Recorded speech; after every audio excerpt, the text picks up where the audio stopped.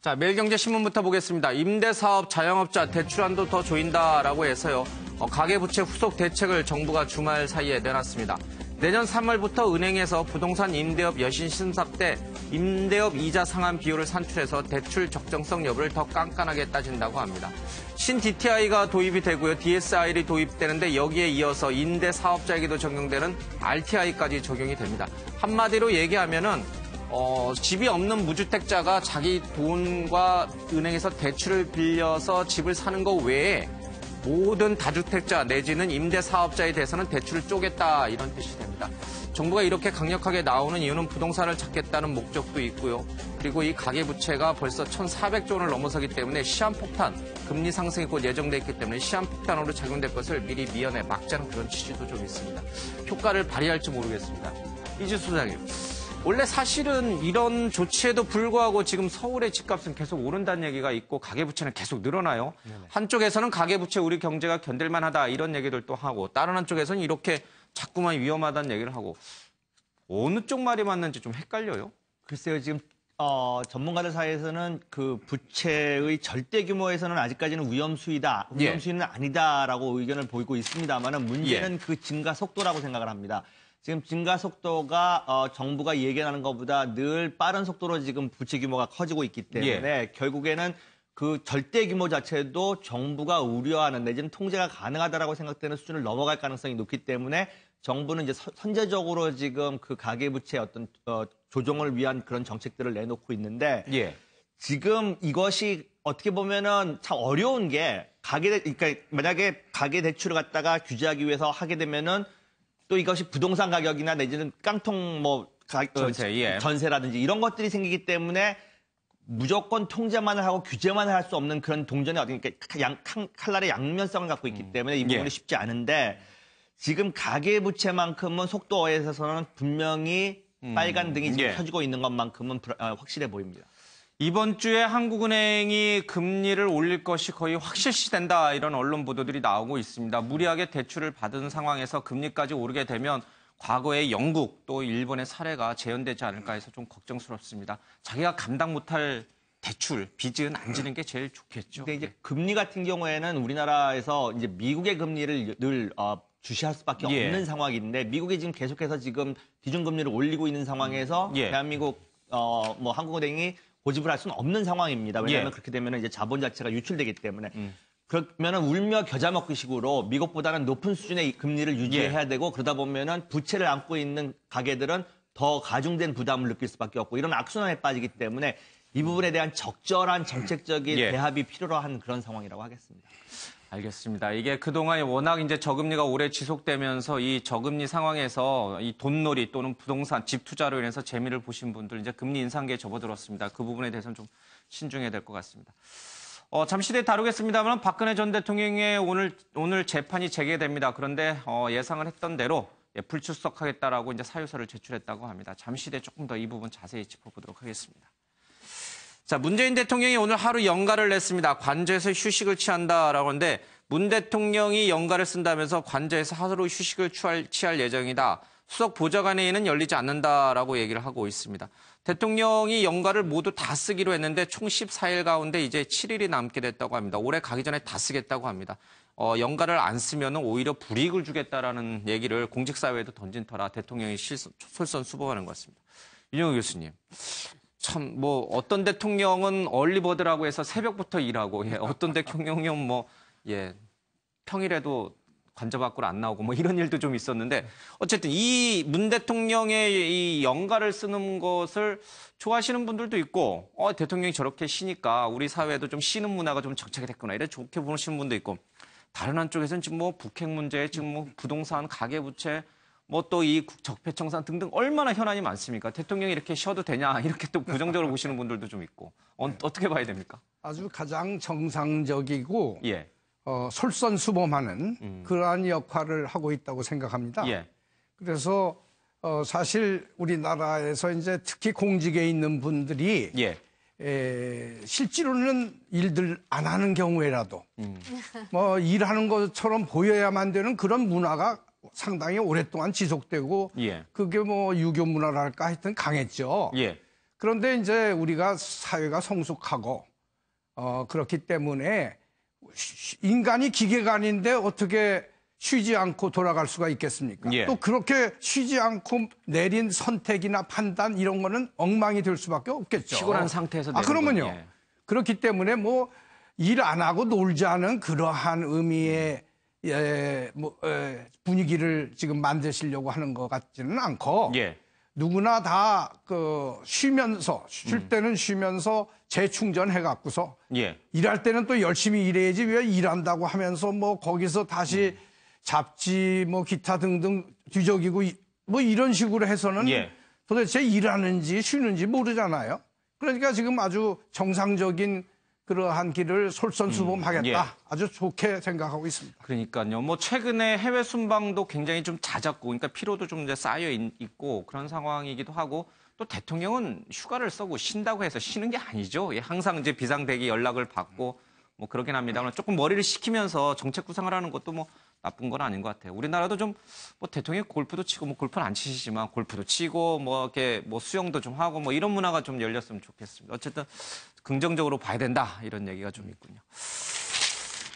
문 대통령이 평창 이벤트 참여 20명구 5천을 했습니다. 입장권 구입 인증샷 트위터 올려서 티켓 52%가 판매됐다고 하는데 지난 대선 때도 이 투표에 좀 참여하자라고 올려가지고 굉장히 인기를 끌었는데 문 대통령이 굉장한 파워 SNS, 트위터리아 뭐 페북 뭐 이런 팔로워 뭐 이런 것 같아요. 대통령이 한번 이렇게 하면은 그 붐이 좀 일어나는 것 네, 같아요. 그렇습니다. 지금 현재 대한민국에서 아마 가장 판매력이 좋은 분이라고 한다면 예. 문재인 대통령이 아닌가 예. 이런 생각을 하게 되고요. 특히 뭐 이니굿즈라고 해서 문재인 대통령과 관련된 여러 가지 상품들이 아주 불티나게 예. 팔리고 뭐 특히 또 청와대 시계의 경우에는 국회의원들도 뭐 목구에서는 난리라면서요. 한다고 예. 하는 걸 보면 대통령의 판매력이 대단하다 이렇게 볼 수 있을 예. 거고요. 그 때문에 아마 대통령이 앞장서서 또 평창올림픽을 예. 또 우리가 모두가 성공시켜야 되지 않습니까? 특히 또 문재인 대통령은 이에 대해서 상당한 책임감을 느낄 텐데요. 예. 이 때문에 이런 이벤트들 하고 있는 것이고 또 그 때문에 소치보다 지금 빨리 판매가 예. 되고 있다고 얘기하죠. 예. 52% 티켓 판매를 보이고 있다고 하는데요. 이것도 또 대통령이 앞장서는 것도 예. 하나의 원인이 아닌가 하는 생각이 듭니다. 지난주에 이제 대학 수학능력 시험이 끝났는데 이제 이 포항에 이제 이 지진 피해가 있었던 지역을 방문하면서 이 여고를 방문했더니 뭐 여고생들이 교사들부터 해서 뭐 난리가 났다고 합니다. 어떤 여고생은 대통령이 이렇게 어깨에 이렇게 손까지 올렸다고 그래요. 사실은 예전의 시각에서 보면 이게 불경죄 아니면 뭐랄까요? 뭐 이렇게 했던 좀 부정적 시선이었을 때 이제 그런 것이 전혀 없고 오히려 편안하게 바라보는 이제 시선들이 우리 국민들 사이에서 좀 신겼습니다. 대통령, 이렇게 인기 많은 대통령을 우리가 얼마 만에 가져보는지 모르겠습니다. 이 인기가 언제까지 지속될지는 잘 모르겠습니다만 현재까지 여론조사 추이를 보면 대통령의 지지율이 잠깐 주춤했다 다시 진짜 또 오르기 시작했어요. 북핵 문제, 사드 문제 잘 해결했고 뭐 여러 가지 외교적 성과도 좀 있었고요. 뭐 내치도 잘하고 있다라는 얘기들도 좀 많고 그래서 긍정적 평가가 다시 또 1.4%포인트 올라가면서 리얼미터 조사입니다. 그럼 73%까지 나왔고 또 일부 여론조사에서는 80% 넘는 지지율도 좀 있습니다. 김민전 교수께서는 이 지지율이 처음에 사람들이 이게 허니문 기간이니까 또 이제 뭐 좀 뭐랄까 박근혜 정부의 탄핵 이후에 등장했기 때문에 반사효과로 좀 반짝이는 거다라고 보시는 분들도 일각에서는 있었는데 꽤 오랜 기간이 높은 고공 지지율이 고공행진을 계속하는 그 이유가 뭐라고 보세요? 네, 뭐 몇 가지 저는 원인이 있다고 예. 있는데요. 첫 번째는 허니문 기간이다 이렇게 생각합니다. 일반적으로 허니문 기간이라고 끝나지 하면 않았어요? 아직도 허니문이에요? 석 달이거든요. 예. 근데 인수위 기간이 없었어요. 보통 다른 대통령들이 인수위 기간에 점수를 굉장히 많이 깎아 먹습니다. 인수위에서 뭐 온갖 갑질을 한다, 뭐 공무원들을 불러댄다, 예. 뭐 이런 것들이 막 나오면서 이제 점수가 일단 한번 깎이는데 그런 기간 없이 막바로 출범했다라고 하는 게 오히려 예. 도움이 되는 면이 있다 이렇게 볼 수 있을 것이고요. 두 번째는 아무래도 탈권이 소통 탈권이? 네, 그렇습니다. 그동안 국민들이 굉장히 목말라 했던 것이 사실이고요. 예. 이 때문에 탈권위 행보를 보이는 대통령에 대해서 굉장히 큰 점수를 주고 있는 것은 사실이다 이런 생각이 드는데요. 사실 제가 학교에서 수업 가르칩니다만은 학기 초에는 학교 학교 수업 태도가 좋은 학생들 굉장히 제가 좋게 생각하거든요. 예. 근데 기말이 되면 시험을 잘 봐야 돼요. 예. 그래서 기말에 결국 이제 경제 성적이나 이런 성적들이 어떻게 나오느냐에 따라서 이 지지율이 계속할 것이냐, 아니면 또 뭐 성적이 떨어질 것이냐, 이런 것이 예. 달라지겠죠. 뭐 이제 끝까지 한번 보긴 봐야 됩니다만 네. 지금까지는 굉장히 잘하고 있다 이런 평가는 뭐 부인할 수가 없네요. 그렇죠? 알겠습니다. 문재인 대통령의 지지율이 굉장히 좀 올라가고 있고 더불어서 이제 뭐 민주당의 지지율 좀 올라가고 있습니다. 근데 이 문재인 대통령의 이 소탈한 행보도 이제 인기입니다만은 사실은 이제 영부인인 김정숙 여사의 어떤 인기도 좀 만만치가 않습니다. 얼마 전에 이제 감을 주렁주렁 처마 밑에서 매달아 놓고 밑에서 책을 보는 모습이 좀 화제가 되기도 했는데 그 감을 깎아서 미혼모 여성 단체에다 줬다고 합니다. 그런데 자유한국당에서는 좀 불편한 모양입니다. 이 홍준표 대표가 이번에는 영부인을 겨냥해서 말춤 추며 축제, 국민은 한숨 짓는다라는 얘기를 좀 하고 있습니다. 정치적인 문제이긴 합니다만은 변한봉 부대변인께 여쭤봐야 될 것 같습니다. 김정숙 여사가 필리핀 동포간담회에서 말춤을 췄던 것과 지금의 이 검찰의 적폐청산과 무슨 관계가 있길래 홍 대표는 이 부분을 건드린 거죠? 사실 이제 지금 문재인 정부라든가 예. 문재인 대통령과 김정숙 여사의 그 소통 행보라든가 권위에서 어떤 탈피하는 모습 자체는 예. 긍정적으로 상당히 평가를 받아야 될 것 같습니다. 예. 그럼 우리가 또 21세기 지향이날 리더십의 모습이기도 하고요. 다만 이제 국내 현상 자체가 어느 정도 이게 새로운 리더십의 모습을 보여줄 수 있는 상황인지 예. 아니면 여러 난제가 산적해 있는 상황에서 지나치게 이렇게 뭔가 좀 태평성대를 구가하면서 축제를 들기도 한 모습이 과연 바람직한 것인지에 대한 일침을 하신 것 같은데 예. 이제 정치다 보니까 좀 약간 날것의 이제 그분 특유의 날것의 언어가 나온 측면은 있는 것 같습니다. 그런데 이제 분명히 지금 아까 말씀드렸던 것처럼 뭐 사드라든가 북핵이라든가 경제라든가 여러 문제에서 예. 상당한 난제가 산적해 있습니다. 근데 이제 지난 박근혜 정부 때 이제 실정과 국정농단으로 해서 상당한 반사 이익을 얻고 있는 것은 분명한 사실이지만 아직 여러 난제들은 그대로 해결되지 못한 예. 상황입니다. 이제 그런 문제를 좀 더 득적적으로 들어가야 되지 않을 것인가. 뭔가 이제 이미지와 어떤 국민에 대한 다가가는 모습도 좋긴 예. 하지만 이제는 숙제를 풀고 과제를 풀어가는 모습을 보여야 되지 않겠느냐라는 그러한 일침으로 예. 봐주시면 좋을 것 같습니다. 너무 이게 쇼를 한다 이런 의미의 연장선상이군요. 예, 예. 근데 이제 이런 얘기를 했어요. 홍준표 대표가 사회주의 경제 정책으로 서민들 살기가 더욱 팍팍해져가는 마당에 말춤이나 추면서 축제를 즐기는 저들을 바라보는 국민은 한숨이 나오는 연말을 보내고 있다. 이런 얘기를 하셨는데 사실 경제 지표로만 놓고 보면은 좋아지고 있어요. 예, 물론 이제 사회주의 정책이라고 아마 홍 대표가 얘기한 것이 최저임금 인상이라든지 탈원전이라든지 아마 그런 부분을 지칭하는 것 같긴 한데 그 부분에 대해서도 여론조사를 해보면은 꼭 뭐 반대 여론뿐만 아니라 찬성 여론도 좀. 근데 사실 이제 경제 지표가 이제 좋아지고 있기는 하지만 이것이 이제 거시적인 지표에서는 그럴지 모르겠지만 과연 그것이 서민들에게까지 얼마나 체감이 되는지는 좀 별도의 문제입니다. 그렇죠. 체감 문제 조금 달리 봐야죠. 통계청에서 이제 10월달에 발행한 고용 지표를 예. 보게 되면은 오히려 최저임금이 올라가고 여러 가지 그 경기 부양하는 조치를 예. 취하고 있었지만 오히려 실업자 수는 증가하고 있고 예. 청년이라든가 그다음에 이제 서비스 계층의 취업자 수는 오히려 줄어들고 있다라는 보고가 나오고 있습니다. 그러니까 이제 서민들이 느끼는 것과는 거시적인 지표가 예. 좀 다르다라는 점을 좀 말씀드려야 될 것 같습니다. 그러니까 이제 경제 지표를 보면서 항상 이제 체감 경기를 우리가 같이 봐야 되는데 아직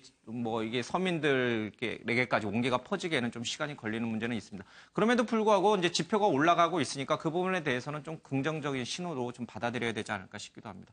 반론을 안 들을 수가 없죠, 이지수 위원장님. 예. 글쎄요, 그 경제 지표가 지금 거시 경제 지표를 중심으로 지금 호전되고 있는 것만큼 예. 사실입니다. 그럼 그것이 비단 이번 정부가 잘해서 하는 부분도 있습니다만은 대외 여건 자체가 지금 예. 전 세계적으로 좋아지고 있는 측면이 분명히 있습니다.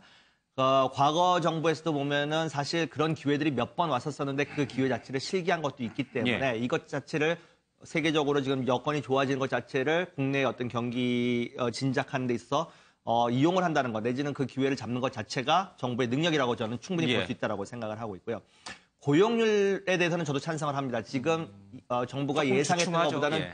고용 어떤 그 율 자체가 좋아지는 지금 선행지수가 지금 발표되고 있지 않은 것에 대해서는 우려 섞인 목소리가 있는 것만큼은 분명한데 그 이외에 나머지 수출이라든지 이런 것, 예. 주가 지수라든지 정말 그 이외에 많은 경제 선행지수들이 전부 호전되고 있기 예. 때문에 고용이라고 하는 것은 어떻게 보면 장기 지표이기 때문에 조금 더 시간이 걸릴 수 있기 때문에 당장에 그것을 인위적으로 직장 수를 늘린다고 하면 부작용도 생길 수 있기 때문에 오히려 전체 파이가 커지는 상황에서 고용이 증대되는 것이 보다 더 어떻게 보면은 단점도 줄이면서 예. 늘릴 수 있는 거기 때문에 그 부분에 대해서는 좀 더 시간을 줘야 되는 게 아닌가라는 생각을 하고요.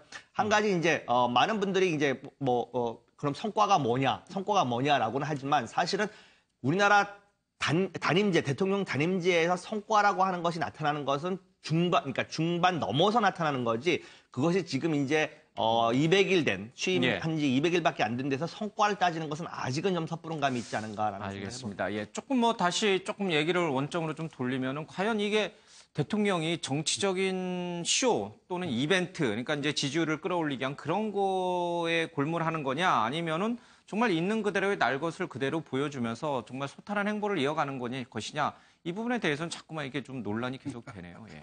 네, 그런데 이제 저는 제 자신이 좀 해외파로 분류될 수도 있는 외국 생활을 좀 많이 한 셈인데, 이 대통령 내외가 사실 국내파잖아요. 예. 그래서 저는 오히려 좀 덜 세련되고 상당히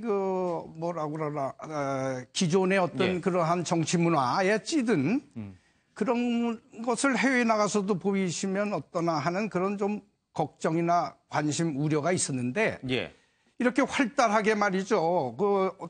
말씀 네, 그럴 수 있다는 거가 굉장히 참 아주 기쁩니다. 제가 얼마 전에 최근에 유럽 쪽에 갔었는데, 아리랑은 몰라도 이 싸이가 굉장한 역할을 했어요. 뭐냐면 예. 강남 스타일은 대부분이 알아서, 제가 한국에서 왔다면 그 강남 스타일 한번 쳐보라고들 하고 그러거든요.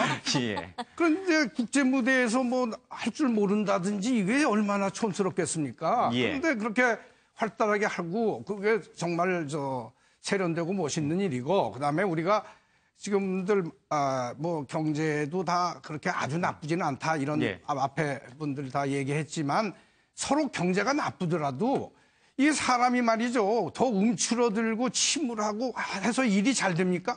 그렇지 않습니다.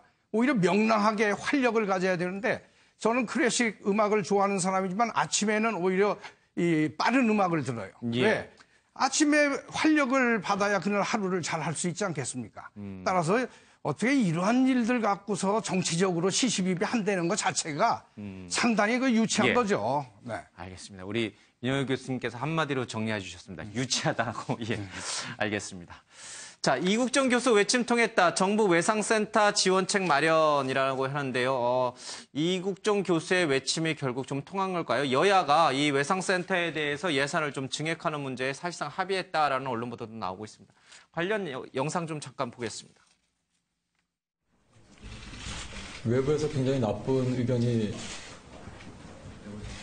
제기되거나 그랬을 때 저희가 같이 작은 신생의과대학은 견디는 힘이 없습니다. 여러분들이 많이 선호하시는 서울에 있는 소위 말하는 빅5 의과대학들은 웬만큼 학교에 큰일이 있거나 그래도 견디는 힘들이 있지만 저희는 그럴 힘이 없습니다. 원래 파워포인트로 만들어서 다 이렇게 또 자세하게도 드릴 수도 있는데 제가 말씀을 못 드리는 걸 이해를 해주시기 바랍니다. 저도 이러는 상황까지 온 게 굉장히 자괴감이 듭니다. 왜냐하면 예, 지난번에 이 소말리아 해전 때 석해균 성장을 구해내면서 크게 이 문제도 이슈화가 됐는데 그게 또 흐지부지 됐어요. 이번에 이제 다시 이슈화가 됐는데 글쎄 현재 이 국내에선 중증 외상 환자가 10만 명 이상 발생한다고 합니다. 그러니까 꼭 총상 환자뿐만 아니라 공교통사고라든지 아니면 공사 현장에서의 낙상 환자라든지, 그러니까 동시에 여러 군데 이제 부상을 입은 그런 심각한 중증 환자들을 말하는 것인데 10만 명 이상 발생하지만은 이 지금 치료할 수 있는 곳은 전국의 외상센터 9곳하고 외상학회 등 전문가들 의견을 들어서 구체적 지원, 그러니까 굉장히 좀 적다라는 의미예요. 그렇죠? 많지 않다는 얘기예요. 그래서 환자들이 찾아가도 대기하다가 숨지는 일도 비일비재하고요. 김민정 교수님, 이번에 좀 뭔가 좀 달라질 수 있을까요? 네, 그러기를 전 국민이 바라고 있는 것은 사실이고요. 근데 앞에서도 말씀하신 것처럼 소말리아 해전 이후에도 국민들의 관심이 반짝할 때에는 전국에 16개의 외상센터를 만든다. 예. 이런 했습니다만은 결과적으로 모두가 다 부실해지는 그런 상황들이 발생했는데요. 이번만큼은 좀 그러지 않았으면 좋겠다라는 맞아요. 생각을 예. 다시 한번 하게 되고요. 사실 청와대에도 국민들이 엄청나게 청원을 예. 넣지 않았습니까? 이렇게 온 국민의 관심이 집중된 될 때만 정치권이 일하지 예. 말고 평상시에도 좀 예. 챙겨주셨으면 좋겠다는 생각이에요. 뭐 국회 특수활동비나 좀 국회 특수활동비 좀 빼서 그렇습니다. 글로 좀 넣을까요? 예. 어쨌든 앞서 만평에도 좀 그려졌습니다만은 정작 쓸 때 안 쓰고 자신들의 배로 불리는 사람들이 누군가 정치인들이 좀 반성해야 될 대목이 좀 있는 것 같습니다. 자, 군이 대북 확성기로 JS 기순 방송을 했고요. 또 이 집은 이번에 이 탈북 병사가 건너왔던 자유의 다리 근처에 깊은 또랑을 좀 판 것 같습니다. 북한 이 판문점에 근무하는 병사들도 대거 교체됐다는 소식도 좀 들리고 있습니다. 이지수 부인님, 이런다고 해가지고 이 막아질 수 있을까요? 이제 이 소문은 아마 굉장히 많이 났을 거예요. 그렇죠? 우리 언론도 대대적으로 보도를 많이 했고 그래서 판문점에서 근무할 정도면 북한 내부에서도 상당히 뭐 북한식으로 얘기하면 당성도 확인된 그렇죠? 충성심이 있는 병사들이 배치됐을 텐데 그 가운데 한 명이 넘어왔다는 소식은 아마 이 휴전선 쪽에 근무하고 있는 북한군 병사들의 심리를 되게 이렇게 흔들어 놓을 수 있을 것 같아요. 그렇습니다. 지금 예. 너무 귀순한 용사 자체가 뭐 일반 군인하고는 차별적으로 예. 지금 상당히 엘리트에 속하는 예. 군인일 거다라고 하는 분석이 많은데요. 이런 내용들, 이런 소식들이 만약에 지금 북한에 전해진다고 하면은 내부 동요가 아마 심해지겠죠. 예. 자기네들 일반 군인들도 이렇게 힘든데 특별 대우를 받고 있는 사람마저도 저렇게 목숨을 걸고 남쪽으로 갔다라고 하는 예. 소식이 전해진다고 하면 흔들릴 수밖에 없는 상황이고 지금 근데 안타깝게도 지금 요번 귀순 용사가 왔던 경로 자체는 아마 다시는 또 이용할 수는 없을 거라고 생각합니다. 예. 이제 그 이후에 대책들이 지금 세워지고 있기 때문에 예. 저쪽에서도 이 경로를 통한 추가적인 어떤 귀순은 기대할 수 없는 상황입니다만 예. 어쨌든 전체적으로 북한을 탈출해서 남쪽으로 오려고 하는 그런 커다란 흐름 자체는 어찌 보면은 좀 더 거세게 일어날 수도 있는 그런 가능성은 있다라고 저는 예. 보고 있습니다. 아무리 이제 막는다고 해도요, 이 개혁 개방의 물결을 막기는 좀 힘듭니다. 북한도 언젠가는 그 문이 반드시 열릴 겁니다. 아마 그 시기가 점점 다가오고 있다라는 전문가들 얘기를 귀담아 들어야 될 것 같습니다. 자, 신고 못할 것 같다. 정유라 집에 강도가 들었습니다. 이 강도에 대해서 영장 신청회의를 했는데 최순실 씨의 딸 이 정유라의 집에 침입해서 금품을 빼앗으려 했던 이모 씨가 경찰에 붙잡혔다라고 얘기를 하고 있습니다. 이 정유라 나와라고 이제 소리까지 쳤고요. 이 집에 있던 이 마필 관리사 이모 씨가 이 범인에게 달려들어서 몸싸움 하는 도중에 옆구리를 찔려서 병원에 입원하기도 했습니다. 다행히 뭐 생명에는 큰 지장이 없다고 합니다. 왜 이 정유라의 집에 들어갔을까라고 했더니 카드비 2,400만 원을 어떻게 갚을지 고민이었다. 최 씨 일가가 돈이 많고 최 씨가 감옥에 있어서 범행을 저질러도 정 씨가 신고를 못할 것 같았다라고 진술을 좀 했다고 합니다. 편한봉 우리 이제 변호사시기도 하니까요. 부대 대변인님. 이 범인도 나름 머리를 썼어요. 최 씨에 대한 국민적 비난이 굉장히 센 상황에서 그 집에 가서 좀 훔쳤기로서니 뭘 자기를 그렇게 욕하겠느냐 이런 생각을 가졌는데 굉장히 잘못된 생각이죠. 옛날에는 우리 이런 도둑을 뭐 의적이라고 부르기도 좀 했습니다만 지금 개념은 좀 다른 것 같아요. 정유라 씨 같은 경우는 사실 자신의 사생활이 거의 다 노출이 돼 버렸죠. 사는 곳, 뭐 무슨 빌딩까지 공개가 되고 거기 몇 층이 살고 있다라는 것까지 공개가 되고 또 전 국민들 얼굴을 다 알지 않습니까? 그러다 보니까 뭐 거의 밖으로 나가지도 않고 음식도 집에서 배달 음식만 시켜 먹어서 산다고 얘기를 하고 있더라고요. 그러다 보니까 아무래도 뭐 오는 사람도 없고 왕래도 없으니까 거기서 뭐 절도 행위를 하더라도 신고도 못할 것 같고 아마 그런 점을 노린 그냥 범행인 것 같고 당초 어떤 정적인 목적이 있지 않겠느냐라고 한번 수사를 해봤지만 그런 점에서는 전혀 없는 것 같습니다. 그냥 피해자가 저 정도 피해자라면은 충분히 내가 범행을 하고서도 잡히지 않을 것 같다라는 그 범죄자의 하나의 생각이었던 것 같습니다. 정말 만약에 잡히지 않고 빠져나왔다면 정유라가 신고 못했을까요? 신고를 당연히 했겠죠. 했을까요? 그래, 했어도 그러면 그 했었다면. 돈의 출처를 또 네. 밝혀야 되잖아요. 이 돈의 출처가 뭐 대통령의 국정원 특수활동비 일부인지 아니면 뭐 최순실이 독일로 빼돌렸던 돈의 일부인지 모르겠습니다만 또 돈의 출처를 밝혀야 되는 상황이 올 수 있잖아요. 집에 그렇게 많이 현금을 두지는 않았겠죠. 이미 뭐 상당한 여러 차례 수사를 겪고 압수수색도 많이 겪었을 텐데 집에 그렇게 두지는 않고 자기 뭐 쓸 정도라든가 귀중품 정도 같은 거 있었을 것이고 그렇게 또 큰 의미를 부여하기는 쉽지는 않겠죠. 저희가 사실 이 문제를 그렇게 심각하게 얘기는 안 합니다만은 정유라 입장에서 보면은 이거 굉장히 심각한 사건이에요. 네, 그렇죠? 그렇습니다. 이제 신변 보호를 요청했다라고 하는데 글쎄요, 뭐 국민의 이 뜨거운 지탄, 뭐 이렇게 도덕적 지탄 속에서 살아야 되는 그 운명이기도 하지만. 뭐 신변에 대해서도 사실은 그렇게 썩 안전하진 않다는 게 아마 이번에 또 확인이 된 것 같아요. 네, 그렇습니다. 뭐 신변 안전을 예. 요구했고 아마 경찰이 거기에 응답하겠지요. 그러나 예. 그것이 또 영구히 갈 수는 없지 않겠습니까? 그렇다라고 한다면 본인도 사고책을 좀 마련해야 되지 않을까 하는 생각을 예. 합니다. 사실 앞에서 말씀하신 것처럼 그 집은 이미 뭐 빌딩의 사진까지 예. 또 6층과 7층에 산다는 저조차도 이것을 알고 있을 정도로 다 나와 있는 이런 상황이기 때문에 뭐 좋지 않은 마음을 먹는 분들은 얼마든지 또 타겟으로 삼을 수도 있다 이렇게 생각할 수 있을 것이고요. 거기에 대한 대책은 아마 본인이 강구하겠지요. 예. 아마 이제 저 집을 내놓고 딴 데 가서 집을 구하려고 해도 쉽게 구해지지가 않을 거예요. 그러니까 사실 이제 재판이 모두 종결되고 뭐 이렇게 본인이 처벌을 다 받고 그러면은 이제 아마 외국 나가서 살지 않을까 싶기도 한데 하여튼간 뭐 신변에 좀 불안감이 있는 건 사실입니다. 저 건물은 원래 이 검찰이 압수를 했다가 다시 이제 뭐 압류가 해지되는 그런 일이 좀 있었잖아요. 과연 저 건물은 누구 것이며 또 정유라가 저거를 계속 소유할 수 있는 것인지 뭐 최순실 씨 재판을 계속 지켜봐야겠습니다만은 추징금에 의해서 저것을 차압당하거나 그러지는 않는 것인지 뭐 안 그러면 저 계속 제2, 제3의 도둑들이 들어가지 않겠어요? 글쎄요, 이 건물의 소유주가 지금 만약 정유라고 돼 있고 그러니까 건물을 취득한 그 돈 자체가 문제가 없다라고 하면은 그것을 법이 강제적으로 뺏을 수 있는 건 아닙니다. 그건 아무리 죄가 미워도 죄가 미워도 재산 형성함에 있어서 합법적으로 했다라고 하면은 그것은 인정할 수밖에 없는 게 우리나라의 법 제도인데 문제는 이제 추징금이 이제 금액이 이제 부과됐었을 때 그 추징금을 내기 위해서 이 자의적으로, 그러니까 자율적으로 이 건물을 처분을 해서 그 추징금을 낼 수는 있겠습니다. 그거는 법이 그 건물을 가압류해가지고 처분하는 거랑은 좀 다른 문제인데요.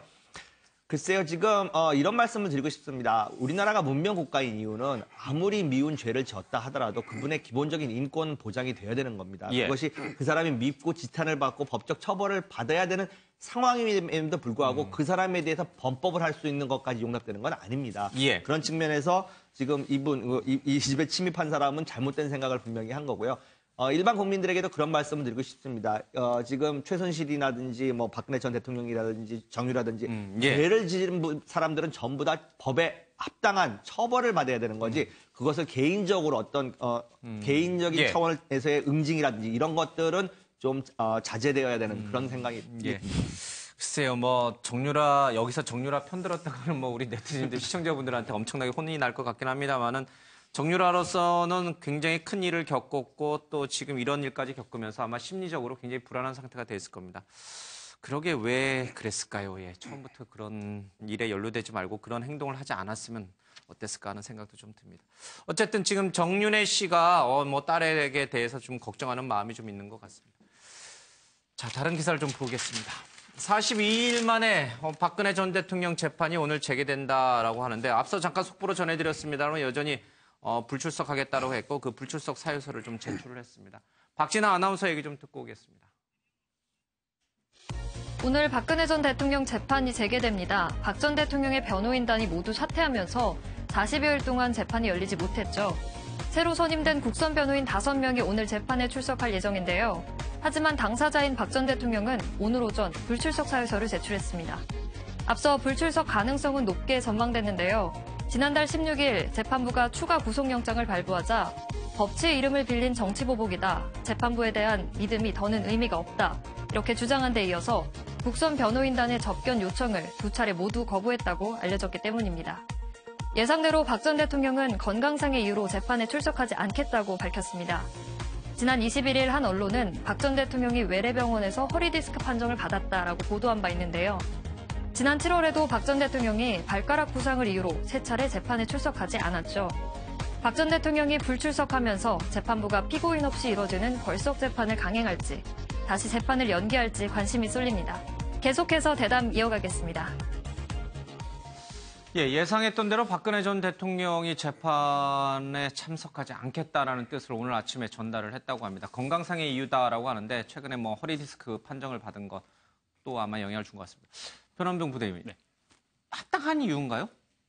합당하다고 보기는 조금 곤란하겠죠. 박근혜 전 대통령 같은 경우에는 사실 이번 사건 자체를 어떤 정치적 프레임으로 가져가서 재판 자체도 일방적인 여론 몰이식 몰아가기 아니냐 그런 억울함을 호소하고 이것은 사법 재판이 아니라 그냥 정치 재판이다, 여론 재판이다라는 식으로 조금 가져가려고 하는 것 같습니다. 그래서 이제 변호인도 총사퇴를 시키고 이런 불공정한 재판에 응할 수 없다라는 입장인 것 같은데 국민들의 호응을 얻기는 조금 곤란하지 않을까 싶습니다. 정말 억울한 점이 있고 밝혀야 될 점이 있다고 한다면 변호인을 통해서 아니면 또는 스스로 법정에 나와서 밝히는 점이 필요하다고 생각을 합니다. 자신의 말이 받아들이지 않는다고 해서 불출석하겠다, 나가지 않겠다라는 것은 그래도 한때나마 우리 대한민국을 이끌었던 지도자로서 조금은 국민의 공감을 얻지 않을까 싶은 점이 있습니다. 우리 형사소송법에 따르면 이제 사실 피고인이 불출석하겠다고 할 경우에 가벼운 죄 같은 경우에는 골석 재판이 가능하지만 이렇게 무거운 죄 같은 경우에는 그럼 이제 법원에서 인치영장을 발부해서 강제로 데리고 올 수가 있습니다. 근데 이제 여러 가지 상황이 있기 때문에 아마도 골석 재판을 진행할 텐데 끝날 때까지 골석 재판을 하지는 않을 것이고 한두 번 정도는 이제 법원에서 한두 번은 불출석을 봐주겠지만 이제는 뭐 강제적으로 아마 하겠다는 시도를 하지 않을까 그런 생각을 하고 있습니다. 지금 이 말씀은 우리 변환봉 부대변인이니까 변호사시기도 하지만 개인적인 말씀이신가요? 아니면 자유한국당의 입장과 일치하는 건가요? 자유한국당에서도 박근혜 전 대통령을 출당을 시키고 박근혜 전 정부와의 언제 단절은 필요하다. 잘못된 곳에서 분명히 책임을 져야 한다는 입장을 가지고 있기 때문에 비단 제 생각이라기보다는 박근혜 대통령도 충분히 그러니까 법에 의한 절차에 따라서 이 얘기를 하고 그 법에 따른 처벌을 받아야 되는 것이지 무조건 우리가 옹호하겠다. 무조건 배척하겠다. 그런 태도는 아닙니다. 정치 재판이라고 해서 무조건 이 보이콧하는 건 옳지 않다. 사실 이 지금 박근혜 전 대통령이 이 재판은 의미가 없다라고 하면서 지난번에 이제 뭐 변호사들도 다 해임하고 다 했잖아요. 사임계 다 받아들이고. 그렇지만 이 박근혜 전 대통령을 둘러싼 주변인들에 대한 1심 선고는 대부분 끝났는데 전부 다 유죄 판결을 받으면서 특히 재판부가 그 판결문에 다 박근혜 전 대통령과의 공모라는 얘기를 다 적시했어요. 그러니까 박 전 대통령은 본인 재판을 받지 않아도 이 주변인들 재판만 놓고 보면 거의 유죄가 나올 확률이 뭐 99%다라고 이제 법조계에서는 보고 있는데, 그러니까 본인만 지금 정치 재판이라고 주장하지 이 법조계 전반의 시각은 그게 아니다. 이거는 뭐 죄가 있다라고 보는 시각이 지배적인 것 같아요. 박 전 대통령도 구치소 안에서 TV를 보지는 않지만 라디오를 통해서 주변인들의 재판 결과를 들었을 텐데 무슨 생각을 하고 계실까? 정말 자기가 이게 정치 재판이라고 주장하는 게 나름 이 국민에게 또는 지지자에게 설득력이 있다고 생각하는 건가? 어떻게 생각하고 있을까요? 사실 박근혜 대통령이 그에 대해서 국민들의 생각을 정확하게 판단할 수 있는 능력이나 의지가 있었다라고 한다면 오늘날 이런 사태가 발생했겠는가 하는 생각을 할 수 있을 것이고요. 또 그에 대해서 정확하게 전달하는 참모들이 옆에 있었다라고 한다면 또 이런 국정농단 사건이 발생하지 않았겠지요. 그런 면에서 본다라고 하면 그것도 결국은 또 본인의 리더십의 문제였다 이런 얘기를 할 수 있을 겁니다. 그러나 어찌됐든 이 재판과 관련해서 얘기를 한다라고 하면 이제 유죄인 것은 아마 본인도 인정은 하고 있을 겁니다. 자기 스스로 자기가 죄가 있다고 생각하든 하지 않든 간에 이 재판부에서 자기가 유죄를 받을 것이다라고 하는 것은 예상하고 있고 이런 상황에서 그냥 이것을 받아들이기보다는 오히려 이것이 정치 재판이다라고 함으로써 조금이라도 남아있는 자기 지지자들에게 나는 아직도 무죄다라고 하는 걸 좀 주장하고 싶은 부분이 있지 않겠는가 하는 생각을 하게 되고요. 또 다른 한편에 있어서는 아마 협조한다고 해서 뭐가 달라지지도 않지 않겠는가 하는 그런 자포자기의 심정도 사실은 좀 있지 않을까 하는 추론도 해봅니다. 글쎄 여기 심리학자는 안 계십니다만은 어쩌면 정말 박근혜 전 대통령이 자기가 정말 무죄라고 아직도 철석같이 확신하고 있는지도 모르겠어요. 그런 확신한 부분이 좀 있어서 저러고 계신지 모르겠고 또 한쪽에서는 정말 말씀하신 대로 전략적으로 어차피 유죄 나올 거 거의 확실한데 내가 이렇게 해가지고 그나마 나의 지지자들로부터 좀 힘을 결집시켜서 그나마 좀 재판에 유리하게 나중에 사후에 사면을 하든 안 하든 그 부분까지 고려한 전략적 판단일 수도 있는데 저는 왠지 이 주관적인 생각 드러내서 죄송합니다. 전자일 것 같아요. 아직도 본인은 죄가 없다라고 확신하고 있을 것 같아요. 마치 과거에 사상범이나 확신범들처럼. 그렇지 않을까요?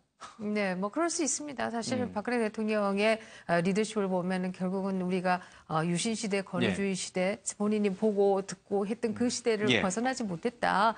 이런 평가들이 많이 있지 않습니까? 그렇기 때문에 그 시대에 통용되었던 것이 지금은 통용되지 않는다라는 사실을 정확하게 모를 수도 있는 것은 사실이고 그것을 모른다라고 한다면 본인은 그야말로 유죄가 아니다라고 생각하겠지요.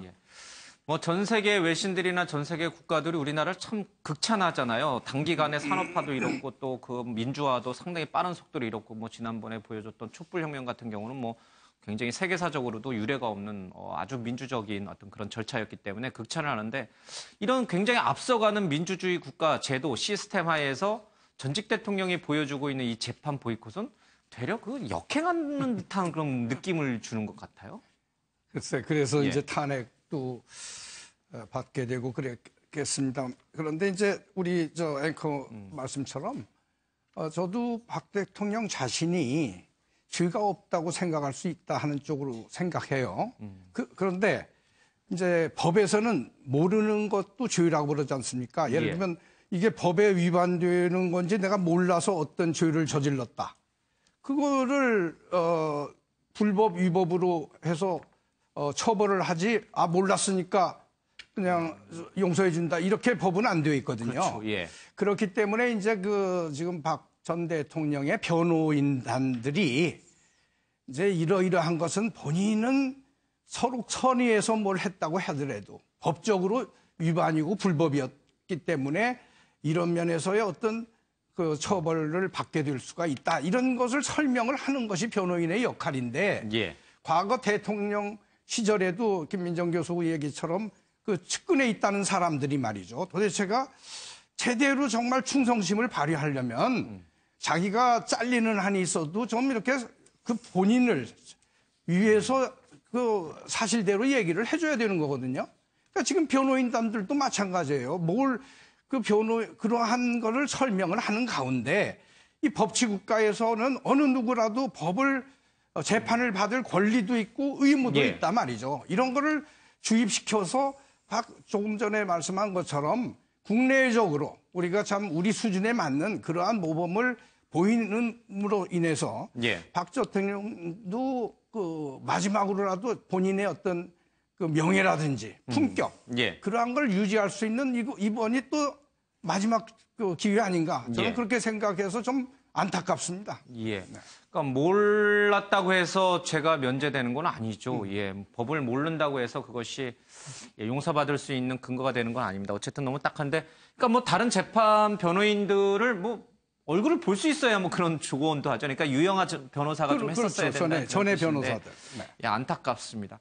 지금 18가지 혐의가 지금 이제 적용되고 있는데 여기에다가 이 국정원 특수활동비 상납 문제까지 더해지면 뭐 박 전 대통령은 글쎄요, 뭐 형량이 어디까지 받을지 모르겠습니다만 엄청난 중형을 받을 게 예상이 됩니다. 게다가 이렇게 재판 보이콧까지 하게 되면 좀 뭐 앞서가는 얘기입니다만 지금 사면 얘기도 좀 정치권에서 청와대에서 나오기 시작합니다만 박 전 대통령에 대한 훗날 사면은 거의 이렇게 되면 여론 형성이 어렵지 않을까 싶어요. 글쎄 뭐 지금 예. 1심이 진행되고 있는 상황에서 뭐 사면 이야기를 하는 거는 너무나 빨라가는 너무 얘기죠. 섣부른감이 있는 거고요. 아직까지도 뭐 대법원까지 가가지고 최종심이 결정되기까지는 아직도 시간이 많이 예. 흘릴 거기 때문에 그렇지만 저는 이 재판이 시작됐던 초기부터 그런 말씀을 드렸습니다. 예를 들어서 재판부에 대해서 저렇게 부정적으로 계속 대하는 것 자체가 피고인 스스로에게도 도움이 절대 되지 않는 예. 전략이다. 왜냐하면은 재판도 역시 사람에 의해서 이루어지는 겁니다. 예. 재판부도 판사들에 의해서 법과 양심에 의해서 판단을 하도록 되어 있지만 예. 재판이 진행되는 과정 중에 피고인이 보이는 모습 자체가 선고양의 암암리에 이렇게 반영이 되는데 예. 이와 같이 지금 시간 끌기를 한다든지 계속해서 재판부를 거부한다든지 이런 것 자체는 피고인에게 결코 유리한 어떤 결과를 낳지는 않는데 그런 것들을 다 알고 있음에도 불구하고 변호인들이 지금 박근혜 피고인에게 대해서 이러한 전략들을 쓰게끔 하는 것 자체가 저는 왜 그런지는 모르겠습니다. 무조건 정치적인 지금 이슈만을 부각시킴으로써 아까 여러분들이 지적하신 것처럼 그러한 성과를 노리기 위한 건지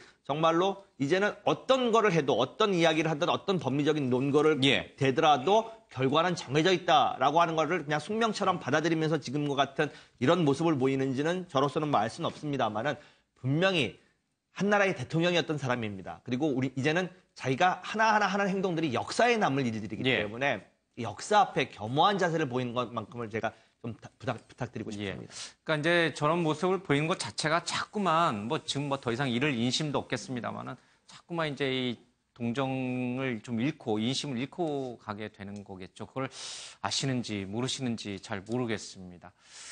박근혜 전 대통령이 지금 이렇게 불출석하게 되면 앞으로 재판은 어떻게 되는 건가? 이제 걸석 재판으로 가는데 또 일각에서는 야, 뭐 당사자도 없는데 판사가 방망이 땅땅땅 때리면 그거 어떻게 인정할 수 있겠느냐? 이런 여론도 있다라고 하는데 어떻게 진행이 되는 거예요? 앞으로 아니요, 이미 처음에 공판을 시작할 때 자체 이제 그 검사 측에서 공소 요지를 낭독을 하고 이에 대해서 재판부가 피고는 혐의를 인정하십니까 했을 때 모든 혐의를 부정합니다. 어떤 증거를 부동의하다라고 의견을 진술을 했습니다. 그럴 때 변호인 교체됐으니까 국선 변호인 5명이 선정돼 있는데 결석 재판이 진행되더라도 그 변호인들이 기존에 박근혜 피고인이 부인을 했었고 이러이러한 증거를 부동의했기 때문에 관련된 증인 신문이라든가 절차를 자신들의 기록을 읽은 범위 내에서 진행하게 되겠죠. 그리고 이러이러한 점은 문제점이 있지 않겠느냐. 이러이러한 증언의 진술들은 신빙성이 떨어진다라고 나름대로 피고인의 방어권을 보장하기 위해서 행동을 해줄 것이고 그에 대해서 이제 재판부가 판단을 해서 어떤 유무죄의 판단을 가리지 않을까 생각합니다. 그러니까 걸석 재판으로 진행돼서 선고가 나와도 그거는 법적으로 전혀 하자가 없는 거죠. 그렇죠. 이미 형사소송법이 예정하고 있는 절차이기 때문에 특별히 문제가 되지는 않습니다. 뭐 일각에서는 그걸 인정할 수 없다 주장을 할 수도 있지만 전혀 그렇지가 않다. 네. 박근혜 전 대통령 그냥 재판에 좀 빨리 임하는 게 더 낫지 않을까 싶은데 왜 그런 판단을 하고 있는지 모르겠습니다. 자, 얘기를 좀 돌리겠습니다. 정치 개입이냐 사이버전이냐 법원은 애매하다라고 판단했습니다. 김관진 전 장관 그리고 임관빈 전 국방정책실장의 구속이 모두 풀려났습니다. 검찰은요, 사이버 사령부는 정치 개입용이다. 반정부 세력을 종북 세력으로 규정했고 정부 비판 단체도 적으로 판단했다라고 주장했습니다만은 김관진 또 임관빈 전 실장 쪽에서는 적법한 사이버전 활동이었다. 중립 강조, 정치 개입 지시 안 했다. 문제 댓글 8,000건 역시 본 적이 없다라고 얘기를 하고 있습니다. 자, 검찰 안팎에서는 또 비판의 목소리도 있다고 합니다. 범죄 소명이 부족하다는 건 확실한 증거가 없다는 얘기를 하면서 애초부터 수사팀이 너무 무리한 것이다. 이런 얘기를 좀 하고 있고. 정치권에서 여당은요, 김관진, 임관빈 전 실장 풀려난 것에 대해서 판사를 굉장히 비판하면서 죄는 사라지지 않는다라는 얘기를 좀 하고 있습니다. 전병헌 전 수석 기각과 관련해서는 잠시 뒤에 조금 더 짚어보도록 하겠습니다. 관련 영상 좀 잠깐 먼저 보겠습니다.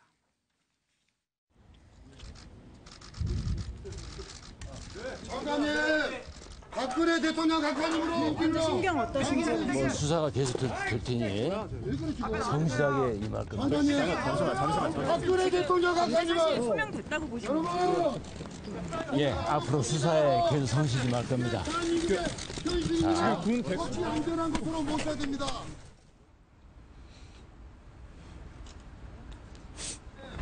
국장님, 지금 어떤 혐의가 지금 구속 사유로 부당하다고 말씀하신 거예요? 정치 관여 혐의도 부당하다고 말씀하신 거예요? 연지혁 사령관한테 뇌물 받으신 혐의도 부당하다고 말씀하신 건가요? 청와대부터 지시 없었습니까? 한 말씀만 해주시죠. 우리 사례답게 인질로 불법 감금돼 계신 이명박 대통령 박근혜 대통령 각하님, 그셨어요? 실장님, 정당한 작품이라고 지금 우리 말씀하신 거예요? 사례답게. 이명박 정부에서 군 사이버 사령부가 심리전단 요원들을 통해서 정치에 개입한 사실, 그것과 관련해서 김관진 전 장관의 보고서에 사인한 것도 좀 있었고요. 그리고 이명박 전 대통령에게 보고도 했고 지시도 받았다라고 검찰에서 진술까지 했는데 풀려났어요. 그리고 임관빈 전 국방부 정책실장도 풀려났어요. 자, 이게 죄가 없어서 풀려난 것인가 아니면 다툼의 여지가 있기 때문에 풀려난 것인가? 검찰 내부에서는 격앙된 목소리도 좀 있습니다만은 일단 자유한국당 쪽에서는 어떻게 봐요? 이 두 분이 풀려난 거는 MB가 죄가 없다. 군 사이버 사령부가 정말 적법한 대북 심리전 활동을 했다. 이렇게 보시는 건가요?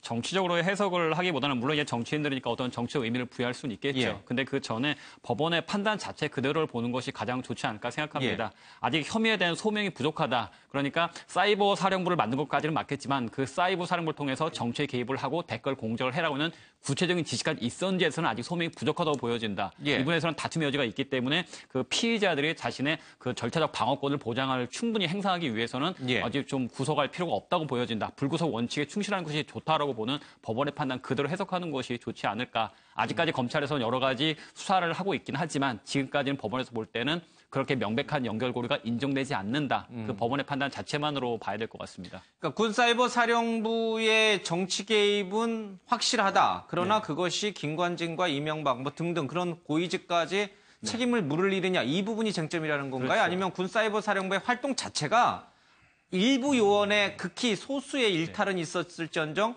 북한군의 10년 활동에 적법한 대응으로서 했었다 이런 뜻인가요? 사실 그분은 정치적인 문제 같습니다. 왜냐하면 그러니까 제가 말씀드렸던 것은 이명박 전 대통령이든가 김관진 전 장관이 사이버 사령부에 그러한 행위를 지시했다라는 데 대해서는 소명이 부족하다. 라는 게 법원의 판단이었던 것 같고 그다음에 그 댓글이 8,800개 정도가 달렸는데 그 댓글이 정치 개입 댓글 자체가 문제가 있느냐 없느냐 사실 그건 정치적인 영역이거든요. 상당히 미미한 숫자의 댓글입니다. 하지만 군이라든가 국정원에서 댓글 하나라도 의도는 의도를 가지고 다 따온다면 그것은 잘못된 겁니다. 그러니까 댓글 숫자가 많고 적음의 문제를 따를 것은 아니고 그것 자체에 대해서는 분명히 정치적인 판단의 영역인 것이고 법원에서는 단순히 이명박 전 대통령, 김관진 장관으로 이어지면서 거기서 사이버 사령부에 댓글이 하나가 됐든 1,000개가 됐든 10,000개가 됐든 지시를 했는지 구체적인 지시에 대해서 소명이 부족하다. 그런 법리적인 해석만 하는 것이 맞지 않을까 싶습니다. 자, 이렇게 되면은 이명박 전 대통령을 곧 연초에 소환할 것이다라고 얘기가 계속 나왔는데 좀 힘들어지지 않겠나 이런 시각도 있네요. 뭐 시기적으로는 조금 더 늦춰질 수는 있습니다만은 결국은 최종적인 위치에 있던 사람이 MB이기 때문에 그쪽을 향한 어떤 수사나 조사는 불가피해 보일 것으로 보입니다. 근데 이번 사태를 놓고서 제가 국민의 한 사람의 입장에서 봤을 때 말씀드리고 싶은 것은 사실은 법원 내에서의 지금 모순을 드러낸 겁니다. 이것이 잘 아시다시피 처음에 구속영장을 신청했었을 때 구속영장이 발부가 됐습니다. 그것 역시 법원의 어떤 그 법 해석이었습니다. 근데 불과 열흘 남짓한 상황에서 별 상황 변화가 없는 상태에서 다른 재판부가 구속 적부심에서 구속할 필요가 없다라고 했기 때문에 지금 국민이 느끼고 있는 분노라든지 이런 것은 관례를 깬 겁니다. 지금까지 법원이라고 하는 것은 전에 어떤 그 법원이나 이런 쪽에서 내린 의견 자체를 존중해 주는 것이 하나의 법원의 관례이고 문화인데 이것은 지금 2건이나 연달아서 지금 구속영장이 발부된 상태를 다른 그러니까 법원이 그것을 부정했다라는 걸 자기 부정을 했기 때문에 국민으로서는 그러면은 누구에게 재판받느냐에 따라서 너무나 결과가 달라지는 이러한 것들을 사법부의 모순 자체를 내부 모순을 어떻게 설명하는지 이 부분은 검찰이 분노할 부분도 아니고 정치권이 분노할 부분도 아니고요. 결국은 사법부, 재판부 스스로가 설명을 좀 해야 되는 부분이라고 저는 생각을 합니다. 사실 구속 적부심에서 석방됐다고 해서 그것이 무죄다라고 하는 의미는 아니고 앞으로도 수사가 계속 진행될 것이고요. 김관진 전 국방장관도 수사에 계속될 텐데 성실히 임하겠다 이런 얘기를 하고 있는데 저는 그것이 정답이다 이렇게 생각합니다. 사법부가 그것도 사실 앞에서 우리가 인간이 하는 일이다라고 얘기를 했는데 모든 법관이 완전히 동일한 판결을 내리기는 어렵죠. 그것이 또 어떤 면에서는 좀 더 다각적으로 볼 수 있는 면이 있는 측면도 있고 또 그것이 장점일 수도 있는 면도 있다 이렇게 볼 수 있습니다. 물론 같은 사안에 대해서 형량이 매우 다르다거나 이런 것에 대해서 우리가 불합리하다라고 하는 지적들을 많이 해온 것도 사실입니다만은 그렇기 때문에 이것을 가지고 석방시킨 그 판사에 대해서 인신공격을 가한다든지 저는 이런 것은 굉장히 부적절하다 이런 생각합니다. 다만 그럼에도 불구하고 검찰의 수사는 과연 이 댓글이 얼마나 정치적인 사건 댓글을 달았고 지금 1%라고 얘기는 하고 있습니다만은 1%의 예로 내놓고 있는 것도 이게 정치 댓글이야 하는 생각이 드는 것도 분명히 있는 것이 사실이고요. 또 그렇지 않고 이것은 국가기관이 하면 안 되는 거 아니야? 하는 것도 분명히 있는 게 사실입니다. 그렇기 때문에 왜 이런 것들이 달렸는지에 대해서는 검찰이 좀 더 깊이 있는 수사가 필요하다 이렇게 생각하고요. 우리는 좀 더 지켜볼 필요가 있지 않느냐 하는 생각이 듭니다. 이렇게 한 재판부도 우리의 재판부고 또 저렇게 내린 재판부도 또 우리의 재판부니까 법원의 판단을 좀 존중해 주자. 검찰이 전병헌 전 정무수석 재직 중에 직권남용 의혹도 수사를 확대한다라고 하는데요. 기획재정부 예산실장에게 전화해가지고 e스포츠 협회에 예산 20억을 편성해라라고 지시를 내렸고 실제로 그런 편성이 좀 이루어졌습니다. 실세 정무수석이 전화하는데 어느 공무원이 그 지시를 듣지 않겠습니까? 어쨌든 이 부분도 검찰이 좀 들여다보는 것 같습니다. 그럼에도 불구하고 이 영장이 또다시 기각이 됐습니다. 이 전병헌 전 수석도 기각이 됐는데 지금 야당은 여당의 태도를 문제 삼고 있습니다. 윤영호 교수님, 지금 여당은 이 김관진, 임관빈 전 실장 석방에 대해서는 막 재판부가 저래도 되냐라고 막 이제 성토를 하는데 자기 식구인 전병헌 전 수석의 영장이 기각된 거에 대해서는 침묵이에요. 그걸 가지고 이제 야당은 이렇게 비판을 좀 하고 있는데 어떻게 봐야 됩니까? 그 팩트 체크로 말이죠. 지금 이 두 가지 경우에 대해서 이 정당들이 대변인을 통해서라든지 정당 차원에서 뭐 찬성 반대 기타 뭐 이런 의견 개진한 건 없는 걸로 알고 있는데요.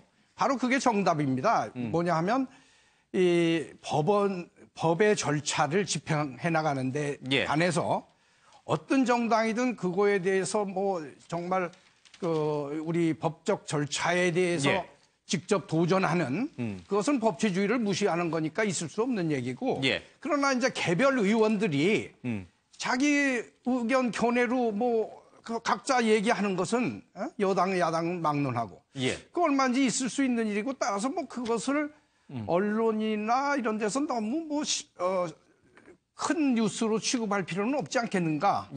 그래서 앞에 부분들이 말씀하신 것처럼 그냥 이렇게 법적 절차로 가도록 된다? 지켜보는 것이 그것이 아주 정답이 되겠죠. 네, 근데 저는 조금 교수님 너무 정말 여유 있게 말씀하셨는데요.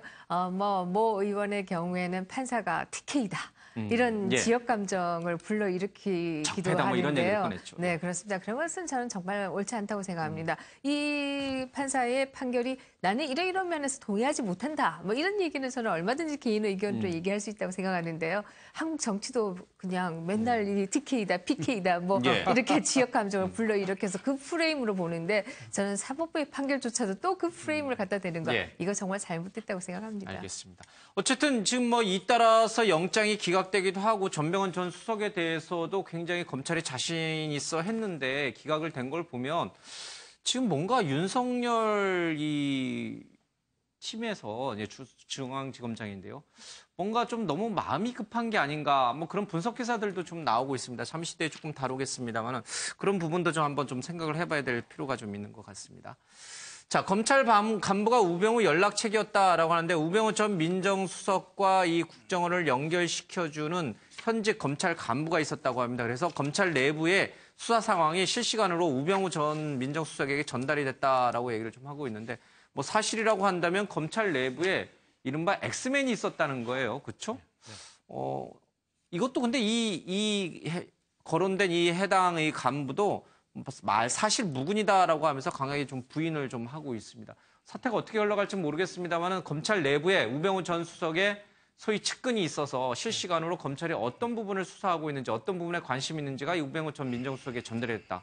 사실이라면 정말 크게 경악을 금치 못할 일이고요. 뭐 이것이 사실인지 아닌지는 추가적인 조사를 통해서만이 밝혀질 수 있습니다만은 그랬을 것이다라고 하는 정황은 과거에 몇 번 있었습니다. 예를 들어서 압수수색 직전에 통보를 받아가 아는 듯한 행동을 했다거나 그거에 대한 대비를 했다거나 이런 것들은 고급 정보이고 그것이 누군가에게서 전달이 되지 않았더라면은 그렇게 대비할 수 없었을 것인데 이상하게도 압수수색 전이라든지 이럴 때 대비를 할 수 있었던 모습들이 있기 때문에 비단 그러니까 지금 거명되고 있는 그 사람이 진짜 연락책이었는지 아닌지는 뭐 저도 이 자리에서 지금 말씀드리기에는 좀 어려운 측면이 있습니다만은 어떤 경로가 됐던 분명히 연락이 갔을 거다라고 하는 합리적인 추정은 분명히 가능하다라고 생각을 하고요.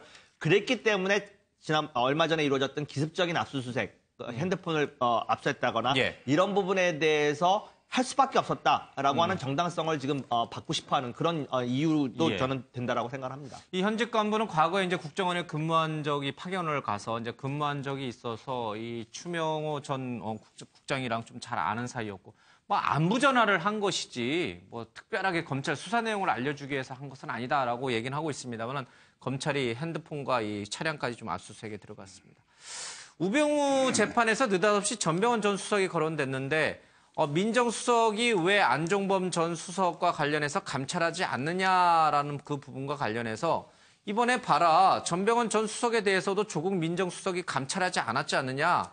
청와대 내에서는 민정수석이 같은 다른 수석에 대해서는 감찰하지 않는 게 관행이다라고 이제 그 근거로 주장하고 있습니다. 변원봉 부대변인. 원래 이게 관행인가요? 민정수석은 자기 식구, 청와대에 있는 같은 자기 식구들은 감찰하지 않나요? 관행이라고 하기보다는 그냥 글쎄요. 어떻게 해석해야 될지는 모르겠지만 그냥 납득이 갈 것 같지는 않습니다. 그냥 어떤 그냥 상을 모면하기 위해서 회피하기 위해서 했던 말인 걸로 보여지고 그것을 관행이라는 용어로 말하기 좀 부적절하지 않나 싶습니다. 민정수석실이 하는 일은 전체 공직기강, 그러니까 뭐 전반적인 공무원들에 대한 공직기강도 감찰을 하지만 뭐 청와대에 있는 이른바 실세들에 대해서도 사실은 뭐 비선이 있는지 없는지 그런 것도 다 감찰하는 게 원래 민정수석이 하는 일 아닌가요? 그렇죠? 최순실이라든지 아니면은 뭐 안종범 전 수석이 미르 스포츠 재단의 기업인들을 끌어들이는 것들 이런 것들은 전부 민정수석실의 고유 업무 중에 하나잖아요. 감찰하는 것. 민정수석의 업무가 사실 그렇기 때문에 과거에서도 이제 검찰 출신들 고위 간부들이 이제 민정수석실을 맡았고 검찰과 이제 교감을 통해서 그런 일들을 하긴 했었는데 사실 이번에 조국 민정수석 같은 경우에는 검찰과 이제 워낙 그런 연결고리가 없다 보니까 그런 역할을 제대로 못 하고 있습니다. 그래서 민정수석의 검증 라인이 제대로 작용되고 있는 것이냐라는 비판이 상당히 많았었고요. 그러니까 그런 비판을 피하기 위해서 그런 말을 했던 것 같은데 역대 관행이로 보기에는 조금 곤란하지 않을까 싶습니다. 우병우 전 민정수석이 이번에는 또 이렇게 벅구라지라고 해서 이렇게 피해갔는데 이번엔 피해갈 수 있을지 보겠습니다. 자, 국정원이요 대선 댓글 수사 한 달 전에 진상을 알았다고 합니다. 그러니까 자기 식구들이 정치에 개입하는 댓글을 달았다라는 것을 사실을 알았는데 그것을 덮으려고 했다라는 보고서가 이 검찰로 좀 전달이 좀 됐습니다. 수사방해 장호중 전 부산지검장 등 6명을 기소했고요. 국정원 감찰로 직원 85명이 개입한 것이 파악이 좀 됐습니다. 그리고 또 다른 내용인데요. 이 국정원에서 윤석열 댓글 수사팀을 교체해야 한다라는 얘기가 좀 있었다고 합니다. 당시에 이 청와대 건의 사실이 좀 드러났는데 윤석열은 말이 안 통한다. 그리고 이 윤석열 수사팀에 있는 어떤 검사는 과거에 학생 운동을 했다. 또 특정 지역 출신이다. 이런 식으로 얘기를 해서 댓글 수사팀을 교체해야 된다라는 얘기를 당시에 국정원이 청와대에 건의했다고 합니다. 자, 직접 한번 영상 보겠습니다. 이렇게 된 마당에 사실대로 다 말씀을 드리겠습니다. 일단 처음에 좀 경로를 하셨습니다. 그리고 야당 도와줄 일이냐, 야당이 이걸 가지고 정치적으로 얼마나 이용을 하겠냐, 이렇게 외압이 들어오는 것을 보니 이거 수사해서 기소도 제대로 못하겠다 하는 판단이 들어서 정하려고 그러면 내가 사표 내면 해라, 이런 말씀을 하시길래 저는 이게 검사장님 모시고 이 사건을 계속 끌고 나가기는 불가능하다는 판단을 했습니다. 외압이 있어서 수사와 기소를 더 이상 유지하지 못한다고 판단하셨다고 얘기했죠? 이거는 이 수사 초기부터 지금까지 계속 되어온 것이고 계속 해야 됩니다. 이런 우리 대한민국 검찰 조직을 믿고 우리 국민들이 안심하고 사나 정말 걱정됩니다. 우선 윤석열 지청장, 우리 정의는 혹시 조직을 사랑합니까? 네, 대단히 사랑하고 있습니다. 사랑합니까? 네. 혹시 사람이 충성하는 건 아니에요? 저는 사람에 충성하지 않기 때문에 제가 오늘도 이런 말씀을 드립니다. 상당한 외압이 있었다라는 윤석열 당시 여주지청장, 지금 이제 서울중앙지검장입니다. 말이 사실인 거예요, 그렇죠? 네. 국정원은 이미 그런 잘못된 행동이 있다는 것을 이 검찰이 수사 들어오기 전부터 알고 있었던 거예요. 근데 그걸 덮기 위해서 또 수사팀 교체까지 요구했다고 하니까 국정원이 좀 이런 말 해서 좀 그렇습니다. 썩어도 엄청나게 썩어 있었다. 이렇게밖에 볼 수 없는 거예요. 그렇죠? 네, 그렇습니다. 국정원인지 걱정원인지 정말 이해를 할 수가 없다는 생각이 들고요.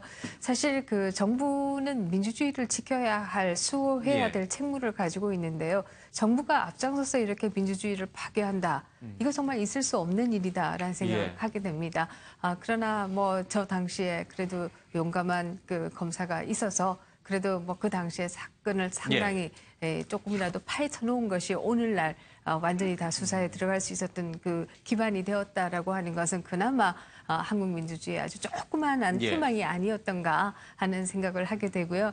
조금 전에 그 국정원에서 청와대에 올린 보고서를 보면은 정무 감각이 없는 특수통 검사들이라고 하는데 도대체 정무 감각이 도대체 무엇이냐. 권력 실세가 누군지를 잘 빨리빨리 파악하는 거죠. 네, 사실 정말 분노하게 됩니다. 정무 감각이라는 게 정말 윗사람의 눈치나 보고 거짓말하고 이게 정무 감각이냐라고 하는 분노를 하게 되네요. 좀 뭔가 좀 비정상적으로 갔던 것들이 진짜 다시 정상화됐으면 좋겠습니다. 비정상의 정상화는 지금 이제 좀 시작이 좀 돼야 될 것 같습니다. 자, 가수 박정훈 2천억 원대 가상화폐 사기로 했는데 가수 박정훈이 누군가 하면 오늘 같은 밤이면 노래를 부른 가수라고 합니다. 저도 얼굴은 잘 기억이 안 나는데 노래는 익숙해서 기억이 납니다. 요즘 이 가상화폐 가격이 굉장히 좀 논란에 돼 있습니다. 비트코인 같은 경우는 $1,000가 넘어갔다. 우리 돈으로 1,000만 원이 넘어갔다라고 얘기가 나오고 있고요. 한 달 사이 몇 배가 뛰었다라고 하는데 거품도 껴있다라는 금융당국의 지적도 좀 있습니다. 투자에는 좀 유의해야 되겠습니다. 벼락마저도 비행기는 멀쩡하다라고 하는데 주말에 국내선 여객기 기체에서 그을림 발견이 됐다고 합니다. 큰일 날 뻔했는데 그래도 요즘 비행기는 다 최첨단으로 만들어져서 그런지 벼락을 맞아도 이렇게 멀쩡했다고 합니다. 이 벼락이 빠져나가는 장치가 좀 돼 있는 모양입니다. 자, 76세 가장 빛나는 별, 그녀의 아름다운 도전은 ING다라고 하는데, 예, 배우가 이 나문희 선생이 이 청룡 영화상에서 첫 여우주연상을 탔습니다. 이걸 우리 윤 교수님한테 여쭤봤어요. 예. 우리 영화제도 많이 풍토가 바뀌었어요. 그렇죠? 네. 뭐 선남선녀 뭐 이런 배우들이 주로 봤던 것에서 이제는 연기파 또 이제 나이를 가리지 않는 거. 굉장히 나문희 선생님의 이 여우주연상은 굉장히 의미가 있는 것 같아요. 네.